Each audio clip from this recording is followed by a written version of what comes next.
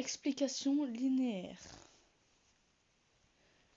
Cet extrait est issu du chapitre 4 d'une œuvre mythique de Stendhal nommée Le Rouge et le Noir, écrit en 1830.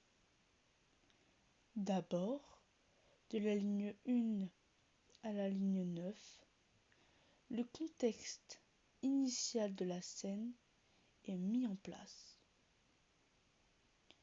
On y comprend que le père Sorel est à la recherche de son fils Julien, supposé être en train de travailler avec ses frères. Par la description du corps de Julien dans ces lignes et l'usage du terme antipathique. 1.7. Le lecteur comprend rapidement que des conflits existent entre Julien et son père. On y apprend que Julien n'est pas en train d'effectuer la tâche qu'il doit initialement effectuer, mais qu'il se trouve en train de lire. Par l'usage du terme vieux Sorel. 1.7 et 8. On imagine un conflit générationnel entre les deux personnages, Julien préférant lire que travailler, et son père davantage attaché au travail manuel, considérant même la lecture comme odieuse. 1.9. De la ligne 10 à la ligne 16, une description de la scène est faite et l'action démarre sous l'action du père. Julien, pris et concentré dans sa lecture, n'entend pas son père l'appeler. Le père est décrit comme un vieil homme, malgré son âge. 1.11. Qui est attaché à des principes différents de ceux de Julien. Il semble mépriser l'attitude de son fils Julien, ne pas comprendre pourquoi il ne travaille pas comme ses frères. Face à ces éléments de contexte et la réaction du père, ce dernier agit violemment de la ligne 11 à la 16. En effet, il use de violence pour attirer l'attention de Julien, comme en témoignent les termes « coup violent » 1.13 et la chute de Julien. Ainsi, le livre de Julien, qui est l'image de tout ce que déteste le père, ne sachant pas lui-même lire, tombe dans le ruisseau. Eh bien, paresseux, tu liras donc toujours tes maudits livres pendant que tu es de garde à la scie? Lis-les le soir quand tu vas perdre ton temps chez le curé, à la bonne heure. 1.17-18. Permet au père de verbaliser le ressenti qu'il éprouve après avoir usé de violence. Le lecteur comprend alors bien que compréhensible par les descriptions faites dans les lignes précédentes que le père de Julien le considère comme un feignant. Il ne comprend pas l'attrait de son fils pour la lecture, qu'il considère comme une perte de temps face au supposé vrai travail qu'est celui qu'effectuent ses frères avec le bois. Il semble complètement en désaccord avec les intérêts de son fils qui sont éloignés des siens. De la ligne 19 à la ligne 21, les conséquences de l'action du père sont décrites. Julien se remet au travail, répondant ainsi aux injonctions de son père. Il est néanmoins attristé, bien que moins à cause de la douleur physique que pour la perte de son livre qu'il adorait. 1.20-21. Plus précisément, Julien semble davantage touché de la violence psychologique exercée par son père que par celle physique liée au coup qu'il a reçu. Il s'oblige à faire ce que son père attend de lui. Touché par le fait qu'il ne pourra pas faire ce qu'il souhaite réellement, soit s'épanouir par la lecture ou un autre travail. De manière plus générale, ce passage du livre montre les différences de point de vue entre le père Sorel et son fils Julien.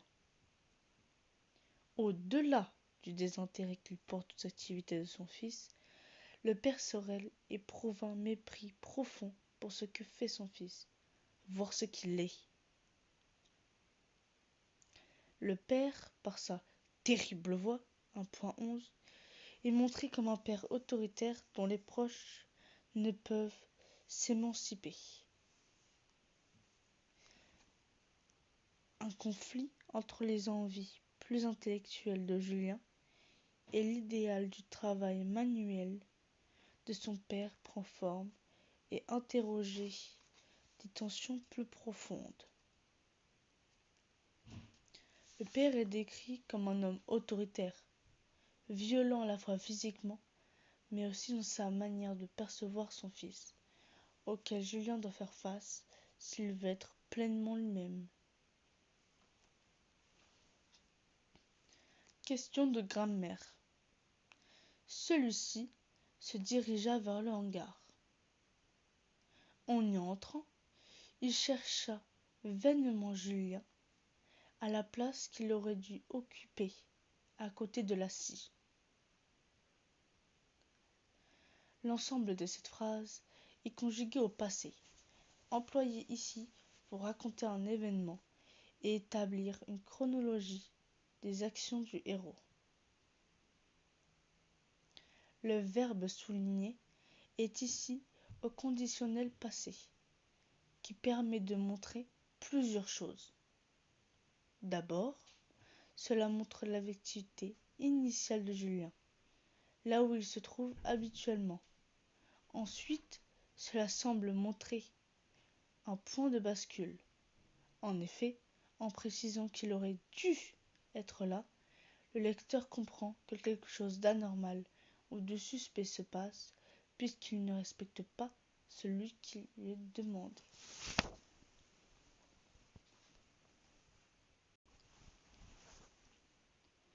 Entretien. Mon choix s'est tourné vers l'œuvre Salina. Les trois exils de Laurent Godet. L'auteur y raconte l'histoire de Salina, une femme africaine qui traverse différents exils et épreuves en mettant en avant la résilience dont Salina fait preuve pour surmonter la violence liée à ces exils. Ce qui m'a le plus marqué dans cette œuvre est, malgré la destinée tragique de Salina, comment ces exils peuvent aussi évoquer des thèmes universels comme la quête d'identité, la justice ou encore la résilience. J'ai choisi cette œuvre car je trouve inspirante la force intérieure dont Salina est capable et qu'elle me semble être un modèle de lutte pour l'émancipation des femmes. Les deux genres ou traditions littéraires réinvestis dans ce roman. Comme dans des œuvres mythologiques, le récit des exils de Salina peut se rapprocher des tragédies. Aussi, les genres du roman, afin de raconter l'exil et la douleur, dans le but d'enrichir la vision que se font les lecteurs de l'expérience de Salina. Aussi, les genres du roman, afin de raconter l'exil et la douleur, dans le but d'enrichir la vision que se font les lecteurs de l'expérience de Salina. Le genre du roman permet de comprendre le vécu de Salina dans un contexte et une époque particulière. Mon personnage préféré Mon personnage préféré est celui de Salina. Face à l'ensemble des obstacles qu'elle rencontre, elle puise en elle afin d'aller au-delà de la souffrance qu'elle subit. Elle trouve la force de dépasser la douleur, ce qui fait d'elle un personnage inspirant. Même si son parcours est tragique, on peut s'identifier à certaines de ses blessures, à ses douleurs, ce qui la rend admirable par sa force et sa résilience. La violence surgit-elle dans ce récit? Par les pertes que Salina endure, les épreuves qu'elle subit, les exils auxquels elle est confrontée, la violence est montrée comme omniprésente dans la vie du personnage. La violence qu'elle subit peut faire écho au récit de vie de nombreuses personnes, puisqu'elle surgit aussi de ce quotidien et de sa condition. Plus particulièrement, la violence est dans l'œuvre tant physique que psychologique que sociétale. Le parcours du personnage marginal de Salina a un parcours assez particulier.